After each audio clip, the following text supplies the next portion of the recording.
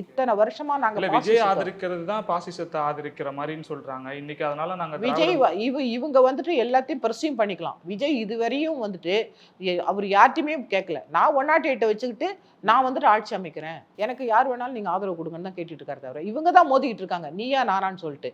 இப்ப என்ன சொல்றாங்க, ஏடிஎம்கேல எங்க எடப்பாடி தான் முதலமைச்சருங்கிறாங்க. ஏன் எப்படினாலும் எங்களுடைய ஆதரவு இல்லாம இவங்க ஆட்சி அமைக்க முடியாது அப்படின்னு சொல்றாங்க. இப்ப டிஎம்கேட்ட இருக்கக்கூடிய கூட்டணி கட்சிகள்கிட்ட இருக்கக்கூடிய அந்த வாக்கே போதும். இப்ப என்ன சொன்னாரு விஜய் சாரு, நான் ஆட்சியில பங்கு தரேன், அதிகாரத்துல பங்கு தரேன்னு சொன்னாரு. இப்ப இவங்க கட்சியும் புது கட்சி தான், எல்லாம் வந்துட்டு ரொம்ப எக்ஸ்பீரியன்ஸ்டான ஆட்கள் கிடையாது. இப்போ ஒரு சிலர் இப்போ வந்துட்டு செங்கோட்டையன் சார் மாதிரி போனவங்க தான் கொஞ்சம் அனுபவம் மிக்கவர்கள்.